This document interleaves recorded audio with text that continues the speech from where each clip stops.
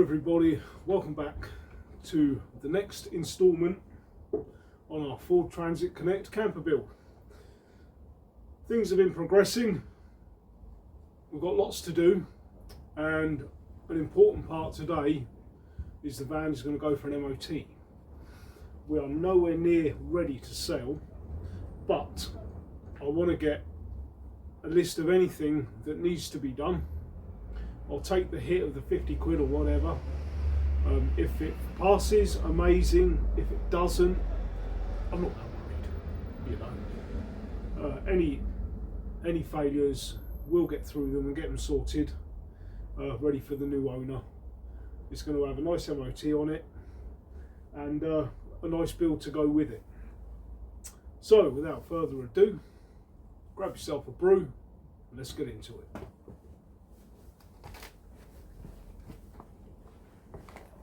Also, you might have noticed that I've ran some more lighting. So I've added 5 extra lights into the workshop area now, and that's making a world of difference for the brightness and lightness in here for me to be able to work properly. It's all progress.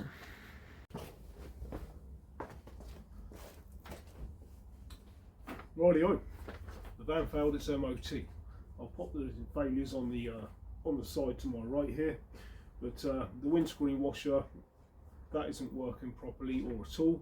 So what we'll do is we'll get digging into that, see if we can clean it up. Worst case, replace the jets.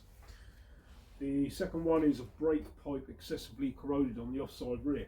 So where your metal hardline brake pipe goes into your brake hose, then onto your rear caliper or drum or what have you, that's corroded, and that metal pipe needs to be replaced, and that will run to either the front of the van, to a connector or something along the way. So we'll look into that and get that all sorted. And the reversing lamp inoperative. Now I think that is the reversing switch in the gearbox. I don't think it's the bulbs, because they're both out and the fuses are fine. So hopefully it's just a switch, shouldn't be too difficult. There's quite a few monitor and repairs advisories. I may, in fact I will, go through and knock off a few of these as well. So what it will do is, when the next owner comes to look at buying the van, at least they can see the MOT history and have a bit more of a respectable MOT sort of advisory list. So yeah, that's the failure. This is our van. Let's go.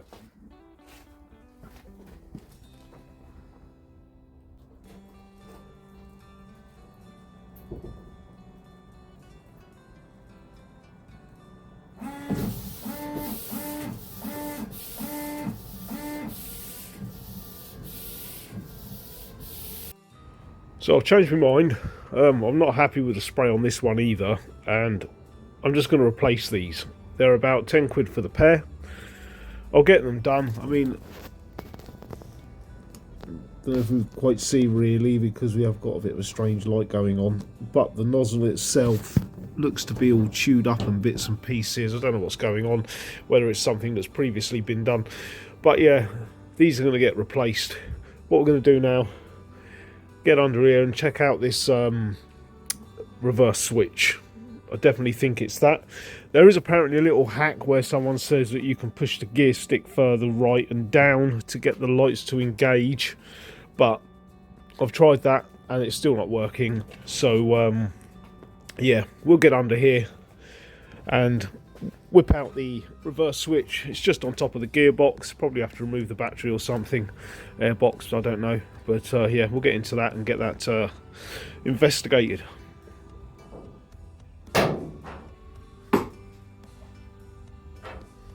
Pair of grips on there. It is tough to get in, but that's fine. That's one. Get the other.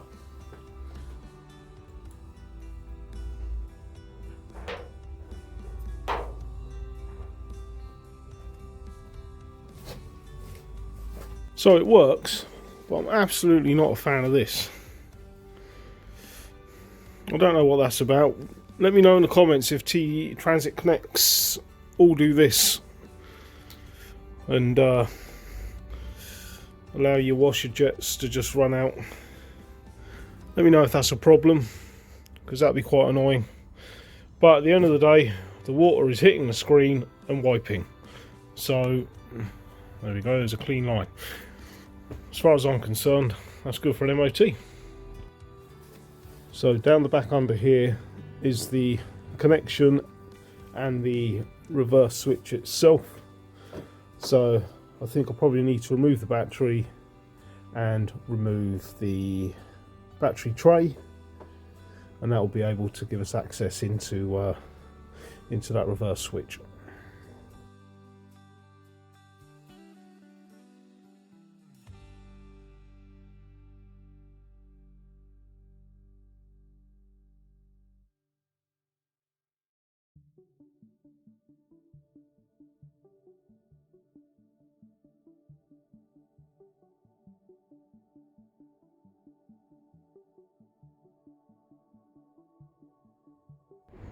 So, battery and the battery tray removed. And if we look down here now, this is the reverse switch. So we need to whip this out and swap it. Cool, so I think we found the problem. So this is our existing reverse switch. I have no idea what has gone on there, but that is one unhappy looking thing. It looks like it's been mangled or something. I think what's happened is it's failed inside and popped out too far and smashed itself on whatever it lives on. I'm not sure, but this is the replacement. And we can see there's quite a difference there. It feels like something should run on it. It's got a compression to it, but yeah, fingers crossed this resolves our issue. Connections are the same. Yes, let's get this fitted.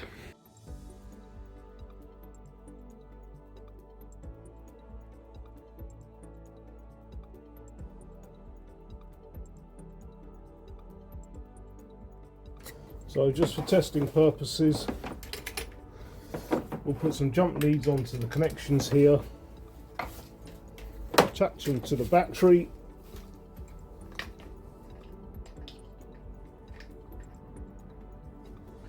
and see what we get. Right, keying the ignition. We should be able to just go ignition on, shouldn't we?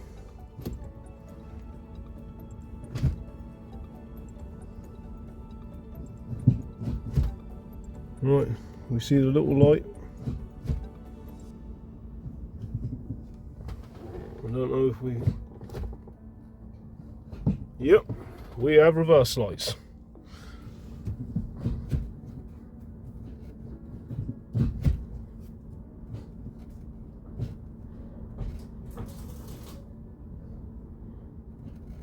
But then we don't.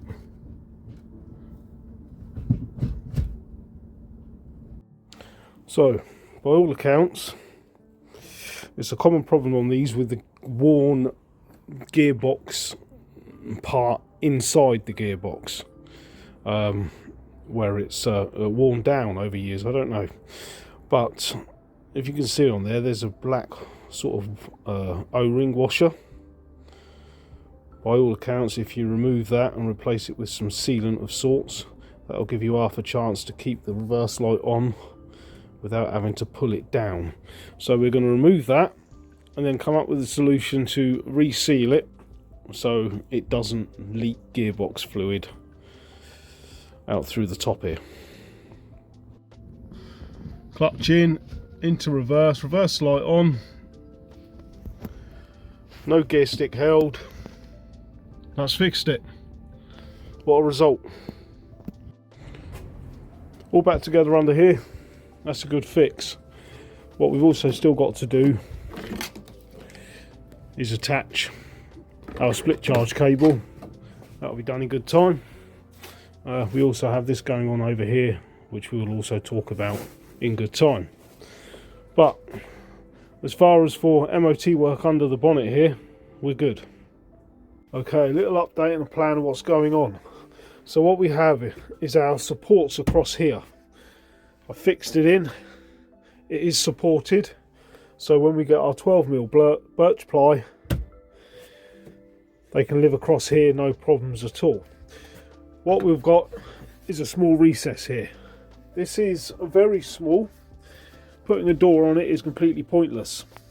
So what we'll be doing is elasticating two pieces that go across, that when we put stuff in where the shelf will be, there's no chance of it coming out, and you just need to open up your elastics, pull out. The bottom will have a door, as I discussed before. The door will open up from this end, swing out, and it will finish over here so you can get access into the cupboard. So what I'm going to do is I'm going to make up a couple of supports into here, that our shelf that I'm going to make, my shelf can live in here and it will be boxed and supported, and this area will be completely separate from this. What that gives you is a place to put your phones, put your keys, any bits and pieces, and with the elastics that run across, things aren't just going to fall out while you're driving for whatever else you put in there. So that makes that space usable, and of course under here will be plenty usable when we get a door on and get your storage going in there. So I hope that makes sense, and more will become apparent as I go on with building up the structure that's going to support a shelf in here. Right, so I have this board cut. As we can see, you've got the notches out for all the struts. Let's pop it in and see what it looks like.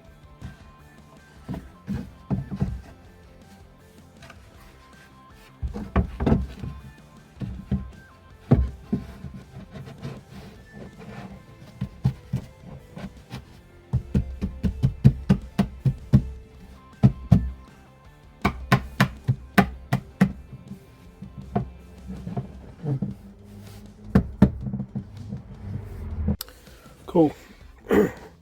So it will look something like so. Obviously we've got our back wall. This is all notched in lovely here. We've got our side wall. All I need to do now is build up a small wall, and that will enclose this part from all the rest of the storage. What I can do then is add my elastics across, and then you'll be able to pull things in and out, just moving the elastics up and down. I'm not going to have a door here, there's no point. But there'll be a usable shelf in there, and of course we can have our door at the bottom. Let's get this finished up. So, sanded, oiled, the same as every other board. What I've also added is a couple of furniture blocks that'll support this front end. The fit is tight. I want the fit to be tight. So what that allows me to do also is to level it in place without having to put struts up and bits and pieces. And what I can do is put something like this across the back as a cleat for it to live on, and then either screw up or screw down, and then that will secure the shelf in place. Then once the shelf's in, we can build a wall, and then that'll be that compartment finished. So to level this, I'm going to need to use these uprights. So if we push in the speed square, we can see we're tight at the bottom, but we have a gap at the top. So this back end needs to come upwards to make sure this closes this gap.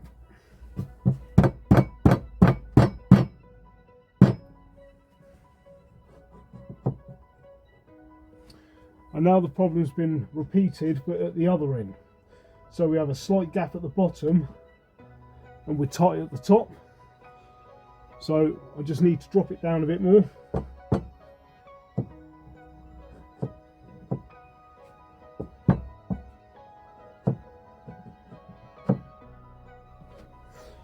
And that's got us a perfect 90-degree here. And then I need to do the same on the other end. And once I know we are flat, we should be all good to get our cleat in behind. So because of the size of the hole we have and the access, this shelf doesn't need a full length cleat. You could get away with just putting furniture blocks into the ply and be fine. What I am going to do is, imagine this is on the underside of this, board. I'm just going to add this bit of offcut I've got here. That's going to live underneath and it's going to be screwed into the ply wall here. And then I can screw down even just one screw through this into the top of this from here, and that'll secure this shelf. You know, we're not putting 25-30 kilos of weight into this shelf. You know, it's just for light goods. It's never going to move. So there really is no worries. I mean, if I really was fussed, I could then even add a cleat in this side, but there's just no need. Putting this under here and fixing this down, I probably don't even need to put a screw down either, because the fit is so tight. It'll be like a floating shelf anyway. So I'm just going to get that underneath there. That'll shore this up, and then we can get that final wall done, and that finishes this little box area. And of course, all the storage space we have over here, you'll still be able to access down through the door underneath. Okay, so that's our cleat in place. That is supporting the back of this shelf. We've got our two furniture blocks, modesty blocks, whatever you want to call them, at the front, and that's supporting there. This is pretty solid. I mean, you're not going to put 30 kilo of weight in this. You know, you've got access here. Thinking on the fly, I could make opening lids on the worktop. My only issue is securing them down while you're driving. There are solutions out there, but I'm never a fan, because you get a little rattle or whatever. But the kind of thing I'm saying about your builds, you know, have your plan, have your idea, but you've always got keeping on your toes with your ideas. What can you add to it to improve it to suit your hobby, your lifestyle, your interest? You know you need a bed, you know you need some sort of storage system and what have you, but thinking on the fly like I do with my builds, it's like, oh well, I could do that now. That'll be another option, that'll be an alternative, that might work better for me. You know, always have those, always think. You know, you can have all the drawings in the world and all the measurements and how you want it, but thinking on the fly, there's something behind that as well. So the wall is now fixed in. There's a couple of modesty blocks at the back there, and in the front you're not getting through. So this boxing area is complete now. That's going to be a good little place for storage. I'm still undecided of whether I want to make a lid. We'll see. As you can also see, I've started pulling some cable.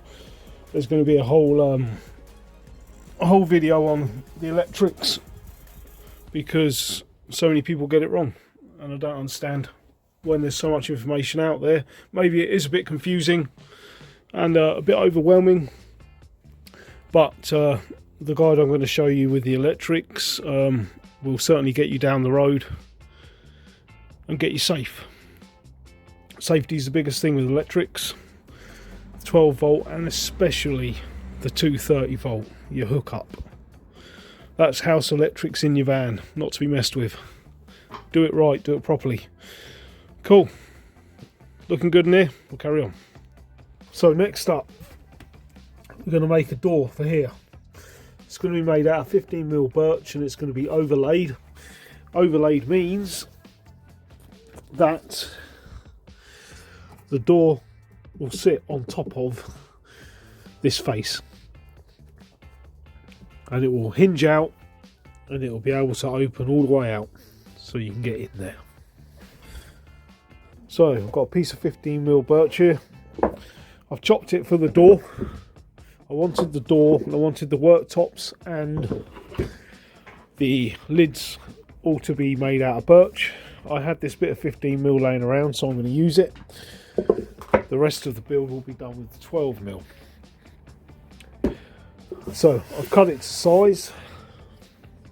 I need to space it up and then fit some hinges and get this cleaned up, oiled and all the rest of it. So I've laid down some timbers and bits here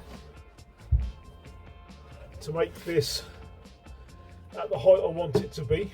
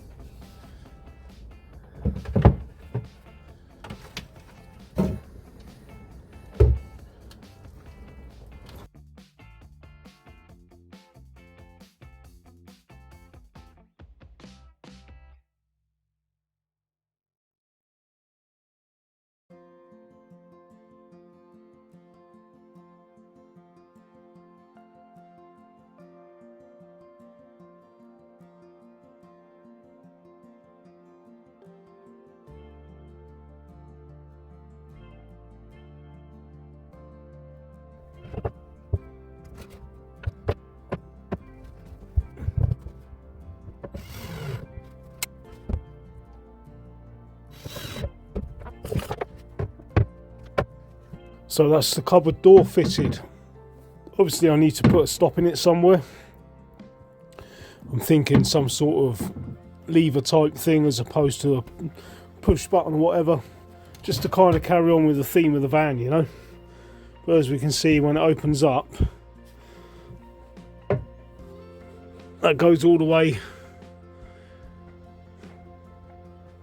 and gives you good access to get down into the back of your cupboard, rather than having a timber door which will lose your height, rather than having a door that lifts up or drops down that you have to lean on or whatever.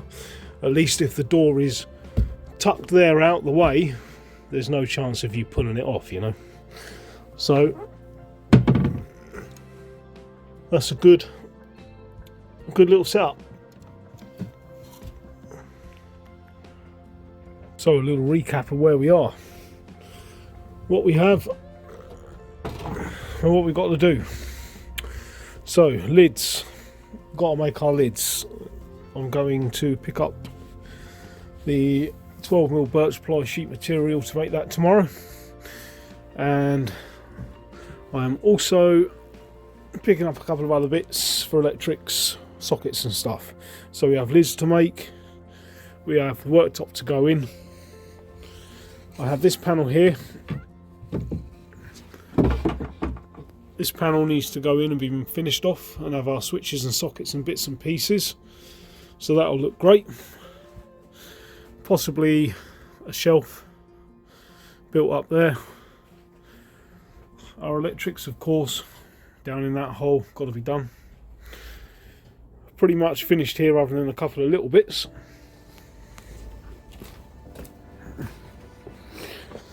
So I think what we next want to concentrate on is this part. Now obviously our diesel heater's under here and we need our ducting to come out and live and vent into the living area. So we are going to make a storage of sorts that will basically live around this and work around this rear seat. These don't have an adjustment, as far as I'm aware, to tilt them backwards and forwards, which is a bit frustrating, but it is what it is, you know. So we shall make something that follows contours and is nice and presentable. Yeah, so a unit, this will carry on through, this will get built, and it will allow us then to bridge this gap for a bedboard. So yeah, on the whole though, we're looking great and I'm happy with it. Let's start making this. So on the Transit, I've been thinking about the over cab storage and what to do. So on a few of the Ford Transit Connects, you actually get a shelf that lives in here already. We don't have that. So if I've got to make something, then I've got to make something that's going to fit properly. So what have I done? First of all, I took a bit of card, and what I wanted to do was scribe that out to follow the profile of the van wall here up to the ceiling.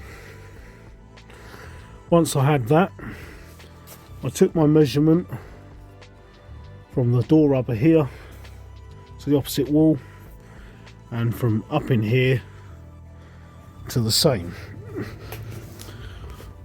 I've then got another piece of card and transferred this sort of template onto card, which has left us with this. Now, putting this in situ, it works in the most part. It almost gives me everything I need.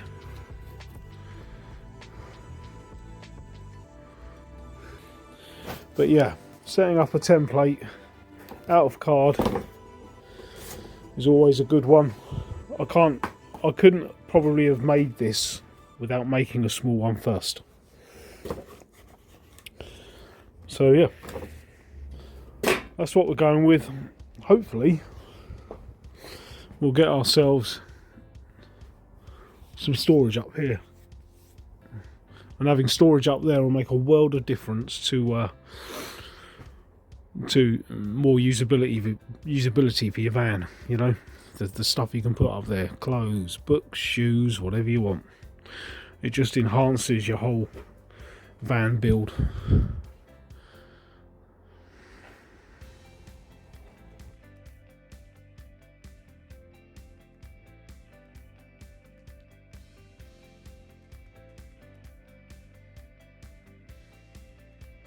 So I've extended the template 10mm. I can now cut this out, and I've also raised it as well, just so I've covered both the depth that I might need and also the width. The depth not worried about, because obviously we've got a hell of a lot of depth to play with. This width, this board, once it's cut out, is absolutely, I'm 99% sure this will not fit because it is so oversized. But we won't know until we try.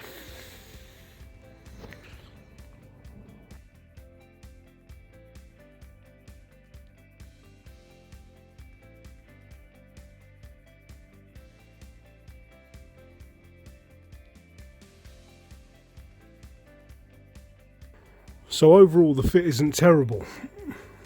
In the top right there, the roof has this ply panel with our suede on has gone up in the corner a bit there, but I can get that down when I screw this into place.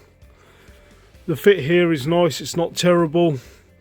Only concern is, I don't know if you'll be able to tell from here, but this is leaning in. So what I was hoping,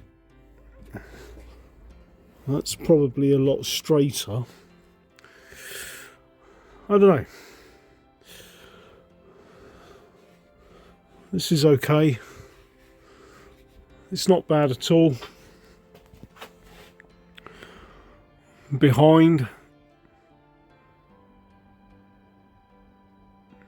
we can work with it, I think. But yes, this is going to make a world of a difference for storage when I finish it. We'll have an opening. I'm not going to have a door on it. I've never understood why people put doors on overhead cabs. For the 20, whatever, 30 vans that I've built, I've never had any of my customers complain that stuff's fallen out of their overhead shelf because it didn't have a door on it. It's not needed. So, in my opinion, anyway. So yes, we aren't a million miles away here. I'm quite happy with it.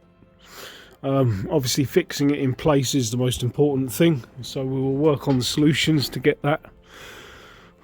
We're obviously going to have a cleat that runs up into our ceiling, and then the board is screwed from behind or in the front into that, and some sort of bracketry running down in the corners, and then that will be more than plenty to keep this in position.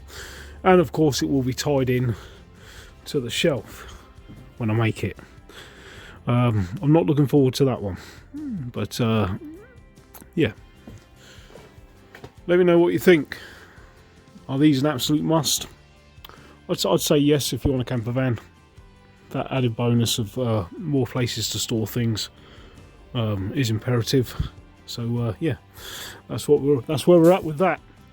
Just on another side note, I was going to start kicking off making the storage solution at the front here that's going to house our diesel heater vent and our diesel heater control panel and a storage. I've got the first wall cut and then decided I want to do this instead. So yeah, this is all in progress. As we've already seen, we had our door fitted, so things are coming along.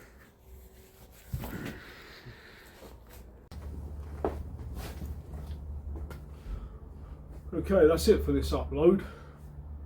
I hope that you've gained some hints and tips out of this for your own builds, you know, and importantly, keeping an open mind for your build as you go, to be able to manipulate, change and make adjustments where you need to suit your hobbies, your interests, your lifestyles and what have you. You know, making the van work for you. It's the most important thing.